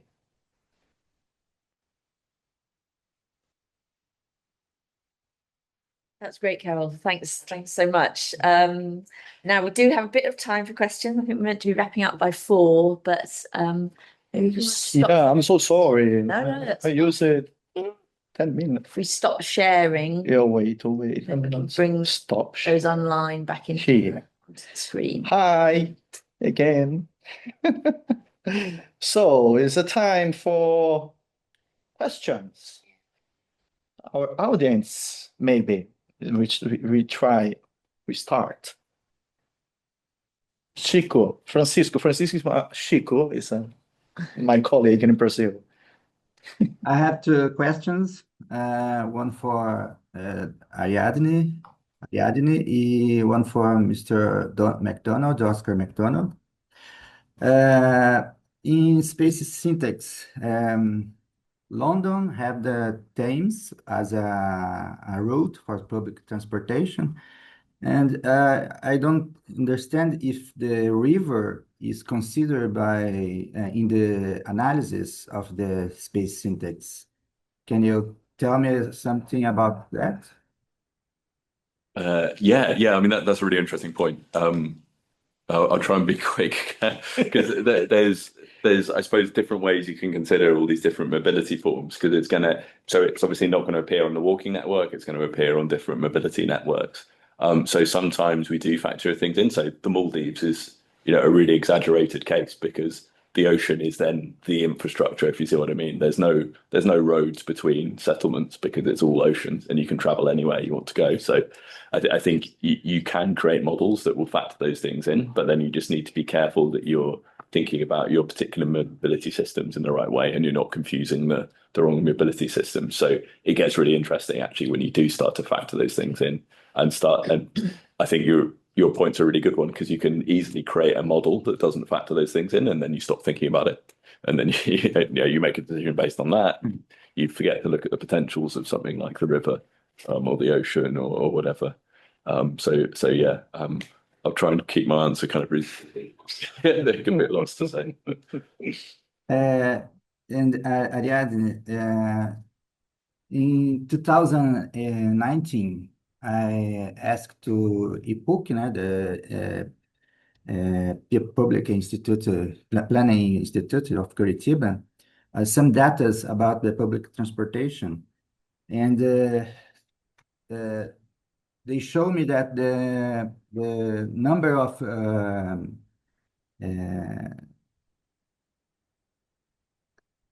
Users. commuters, the number of commuters in the public transportation in 2019 is the same as 2000. And we have a problem that a very large number of cities in the world has that the public system of transportation is limited. Instead, its quality, people don't want to or don't see advantage to use this system and prefer to use a single car. How can we work to change this conflict? It's quite simple. That's really an excellent question and something that we are concerned as well. Talking about Curitiba in particular, the transit system in Curitiba, as in other cities in the world, during the pandemics, lost a lot of commuters during the pandemics. And it's been a struggle to recapture the people that used to travel by public transportation that migrated to other modes of transportation during the pandemics back to the public network. What the city is doing at the moment is to upgrade the infrastructure. So I showed you the BRT busways, and those are dedicated lanes for the buses. And for the people that are more connected to this axis, it's actually much quicker and more comfortable to ride the bus than to take the car. You are in the bus and you are moving, you look outside and you see a traffic jam and say, bye-bye, people. Next time, ride the bus. So it's visual and it's very easy to see the advantage of being in the bus in those particular corridors. However, what in our system are the green lines, the ones that interconnect the neighborhoods without having the need to go to the downtown of the city, those run within the average traffic. And in that case, you are oftentimes stuck in the same traffic jam as the car. So there is a project of implementing dedicated lanes. They will not be physically segregated as they are within those arms that I showed you, but they will be exclusive for the buses in these green circular lines that we have in the city. And that should recapture some of this demand that migrated to other modes of transportation. So also increments in terms of technology, hybrid buses, electric buses that are more quiet, more comfortable are being done. In general, looking at the bigger picture, as you asked, we are facing some challenges because in addition to this loss of ridership in heavier transit systems, there is the competition with other modes of transportation that didn't exist before, like Uber, all of these car sharing platforms. Here in Brazil, there is this epidemic of they're like electric bikes, sort of. And they compete with the same space of the pedestrians and the regular bikes. So it's becoming dangerous to be a regular cycler or a pedestrian with an electric vehicle that comes at you at 30, 40 kilometers per hour. So, but it's quicker, it stops everywhere. You don't have to worry about parking and all of that. So I guess one particular issue that we would have to take a closer look is how to improve what in transit system is called the last mile. For longer distance, people are in general more comfortable with using transportation than their cars, particularly when the networks are well structured, because you don't have to park, you have reliability in the service, and that's fine. But then once you get to this hub destination and you have to move inside of the city and have to make multiple transfers and walk in the rain and all of that, that's when the car becomes more attractive. So I think improving this is a combined strategy. It has a lot to do with what the two professors explained about what makes walking and being in the city more attractive. So we can decrease that energy. There was energy junkies was the expression that was used about the tendency that we have to conserve energy and not wasting it walking around, quotation marks. So we have to make this walking more attractive. I think that's what I could say. It's a big question. But thank you for it. Thank Thank you. you. Thank you both. Thank you, Francisco. Another question for online? I don't know. I have a question. Oh, yes. Here. Yeah.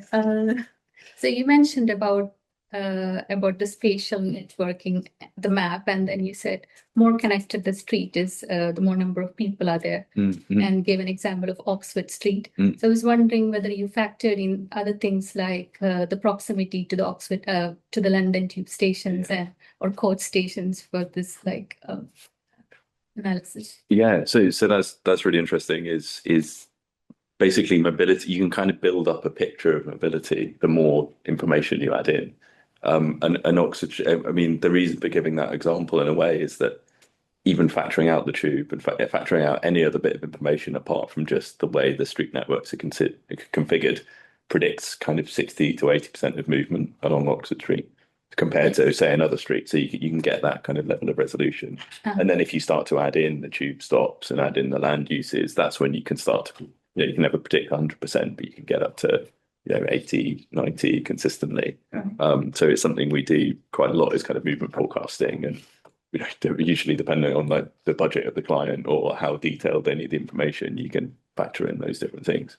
So tubes, for example, the drop-off's quite steep in really urbanized locations. So it has a big impact on movement right next door. Yeah. And then when you're in a really dense bit of urban fabric, it actually drops off quite steeply, kind of more than you'd expect. I think space has a bigger impact on movement than most people think. I think most people assume it's about attractors, and actually, in a kind of naturally evolved city, it's not so much because most movement is passing movement. It's not stuff you're going to. Mostly, you're passing through other things on your way somewhere, and actually, the destinations are quite a reasonably small part of the picture. Everyone goes everywhere in cities, which is part of what makes them so interesting and so complex.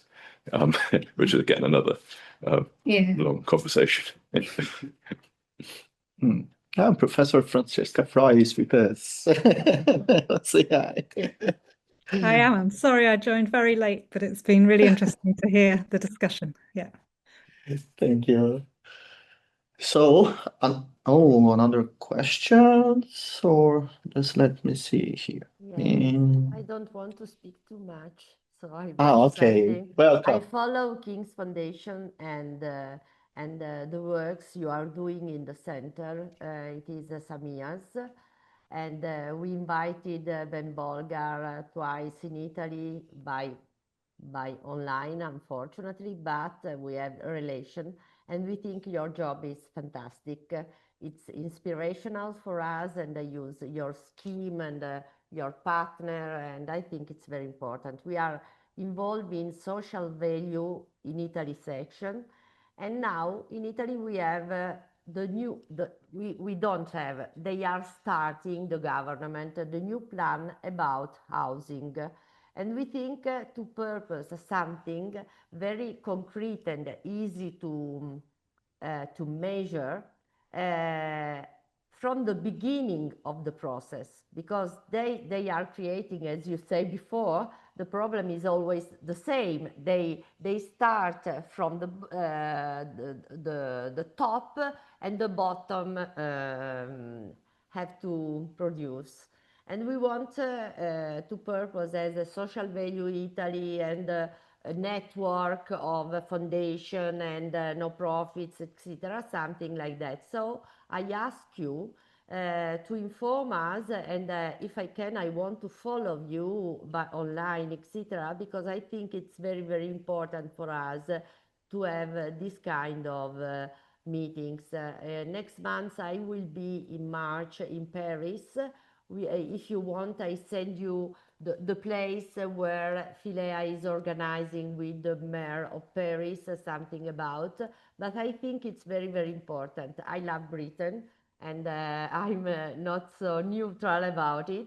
But anyway, I think we are European. I think I don't think about Brexit. And I think it's important to have this moment all around, global moment with Brazil, very interesting to exchange our papers. We have some in English, but you have, because we sent for what creates healthy cities research you did some years ago. I went in London, you invite us. And I think we can have a very informal but interesting moment to share ideas, possibilities, and so on. Thank you. Thank you very much. Well, thank you very much for your intervention, and very nice to hear what you're up to. And certainly, let's keep in touch. Do send an email with your contact details, and we can be in touch that way. If you put in the chat the email where I can write today or tomorrow, I sent you. Thank you very much. Okay, thank you. So we don't have more time, or? Oh, we've got 5 more minutes. Yeah, 5 minutes. Oh, yeah, please. One question. What's your framework? Yeah. So it's purpose built for like small or medium-sized towns. I'm wondering, what is like the benchmark of like the 0.25? Like, are there like examples that you have kind of like benchmarked this against that reach that, or have you tried to find bigger cities like Curitiba or like the capital of your state, Grenoble, like to see I don't even know. like whether there's like bigger cities that do reach higher levels of management participation. Now, thank you for the question. There's the reason why I said this my project's life, because I'm start here on when I applied for this project, I have a kind of different perspective. But here, with this connection and with these possibilities, I change a lot the first idea. But I will return here to Brazil, with something to help. It starts to help to evaluate our actions in the public sectors and in the practice of urban planning, but even so the engagement of community. So I decided to stop on that moment because I will return to Brazil and present this and show this for my colleagues to bring new approaches. Of course, I put some indicators that I found that is easier to use, like basic data, but I won't want to do this for all places. But the most interesting thing is at the end, I believe this can, not that moment, but in the future, help to design some kind of director plans for the small cities, especially because, for example, the small cities, in a lot of cases, they don't have urban planners. They don't have architects because the money they need to pay a doctor, they need to pay, so how come? So the idea is to improve. Of course, it's just at the beginning. It's just the benchmark, the benchmark, or involve the stakeholders. But I put here 50% of my research and 15% about my experiences with these all plans that I have done in Brazil. And in the end, the result of the framework is the same as the result of my experience. The participation process and the government process are one of the most problematic things in our cases. So you can have an interesting plan, an amazing plan, but if people don't understand the importance, or they are not involved, or if the government doesn't care, so that is the idea. Initially. Yeah, please. Yeah, well, really, it's kind of a prompt in terms of the management form. Yeah. Is there scope either within that or somewhere in terms of that seems to be just government, but there are other operators, and to include them, because they may be, if they're the landowners, the government can do. Particularly if the government's not empowered in many ways to do things, then having that dimension really, I think quite important. London after the Great Fire didn't happen because everyone said no. That's true. That's true. And this is I consider this because especially after our researchers, especially in the King's Foundation, one of the indicators of King's Foundation is about the owners of the land, for example, the people who control. Do you have a cadastral system? No. Can you get cadastral maps of ownership? On this? For your. Yeah.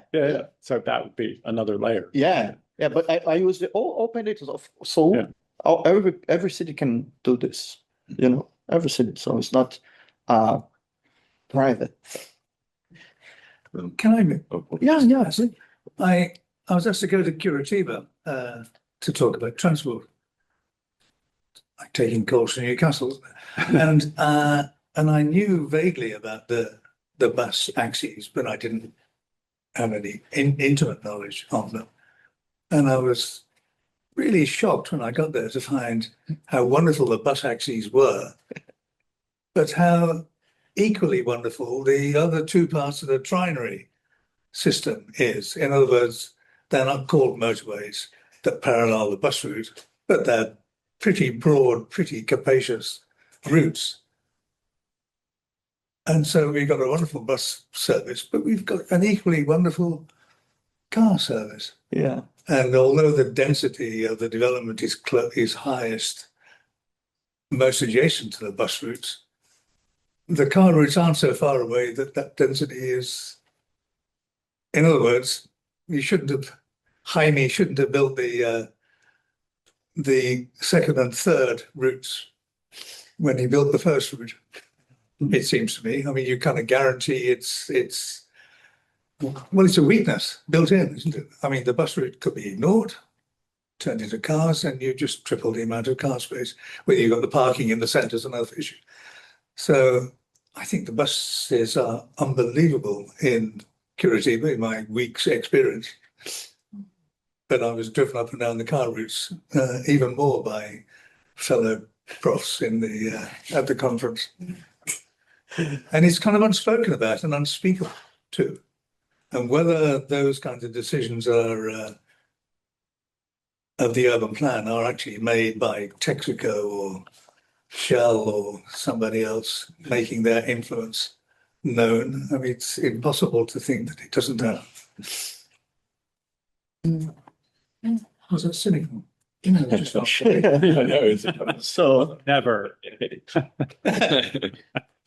Well, I'm aware that we're sort of just up to time now, and some people may have to leave shortly. So I just wanted to wrap up and say thank you so much to Carol for organising this fantastic seminar and for all the work you've done over the last 6 weeks with us. And also thank you to the other speakers, of course, Oscar, Carl and Ariadne online. Thank you so much. Thank you to our participants who joined online. It's really great to be able to reach out like this globally and to stimulate those conversations and exchange of understanding and knowledge between different parts of the globe. So thank you to you online as well. Thank you to everyone in the room, our guests from elsewhere, and really fascinating afternoon. And those in the room can also carry on the discussions over a cup of tea if people have got time to stay. But thank you so much, Carol. Thank you to the speakers. And thank you all online. Thank you. Thanks, everyone. Thank you.